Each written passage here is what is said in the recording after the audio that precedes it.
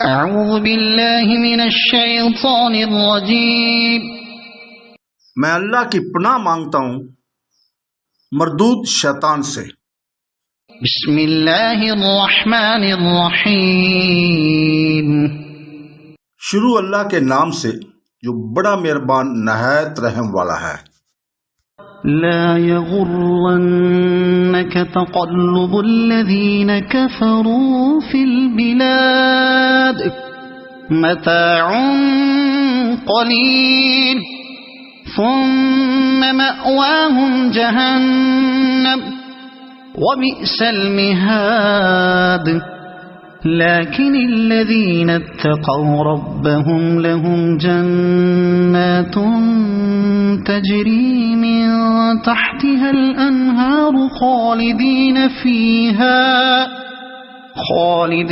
فيها نزلا من عند الله وما عند الله خير للأبرار۔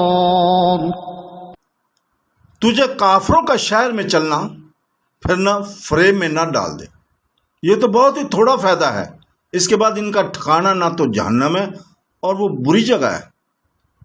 لیکن جو لوگ اپنے رب سے ڈرتے ہیں ان کے لیے جنتیں ہیں جن کے نیچے نہریں جاری ہیں، ان میں وہ ہمیشہ رہیں گے، مہمان ہیں اللہ کی طرف سے، اور نیک کاروں کے لیے جو کچھ اللہ کے پاس ہے وہ بہت ہی بہتر ہے۔ آیت کریمہ 196 سے 198 میں اللہ تعالیٰ فرماتا ہے کہ ان کافروں کی بدمستی کے سامان تیش، ان کے راحت اور آرام، ان کی خوشحالی اور فارغ البالی کی طرف اے نبی صلی اللہ علیہ وسلم آپ نظر نہ ڈالیں، یہ سب ان قریب زائل ہو جائے گا، اور صرف اس کی بدعمالیاں عذاب کی صورت میں ان کے لیے باقی رہ جائیں گی۔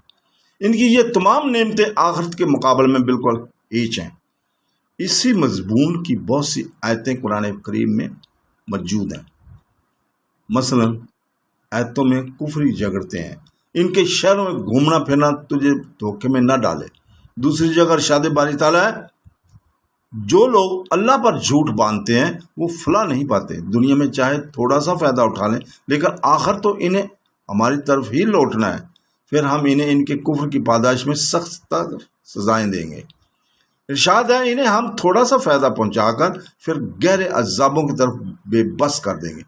اور ایک جگہ ہے کہ کافروں کو کچھ مہلت دے، اور جگہ ہے کیا وہ شخص جو ہمارے بہترین وعدوں کو پالے گا اور وہ دنیا میں آرام سے گزارا کر رہا ہے لیکن قیامت کے دن عذابوں کے لیے حاضری دینے والا ہے، برابر ہو سکتے ہیں، چونکہ کافروں کا دینوی اور آخروی حال بیان ہوا، اس لیے ساتھ ہی مومنوں کا ذکر ہو رہا ہے کہ یہ متقی گروہ قیامت کے دن نہروں والی بہشتوں میں ہوگا۔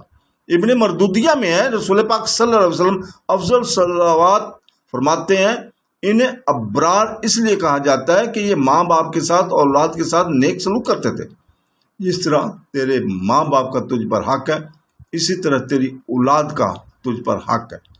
یہی روایت حضرت ابن عمرو سے موقوفاً بھی مروی ہے، اور موقوف ہونا ہی زیادہ ٹھیک نظر آتا ہے۔ حضرت حسن رحمۃ اللہ علیہ فرماتے ہیں ابرار وہ ہیں جو کسی کو ایذا نہ دیں۔ حضرت عبداللہ بن مسعود رضی اللہ تعالیٰ فرماتے ہیں کہ ہر شخص کے لیے خواہ نیک ہو خواہ بد موت اچھی چیز ہے، اگر نیک ہے تو جو کچھ اس کے لیے اللہ کے پاس ہے وہ بہت ہی بہتر ہے، اور اگر بد ہے تو اللہ کے عذاب اور اس کے گناہ جو اس کی زندگی میں بڑھ رہے ہیں اب ان کا بڑھتا ختم ہوگا۔ پہلے کی دلیل ہے اور دوسری کی دلیل ہے، یعنی کافر ہمارے ڈھیل دینے کو اپنے حق میں بہتر نہ خیال کریں، یہ ڈھیل ان گناہوں میں عذابہ کاری ہے اور ان کے لیے رسوا کن عذاب ہے۔ حضرت ابو دراد رضی اللہ تعالیٰ عنہ سے بھی یہی مروی ہے۔ صدق اللہ العظیم۔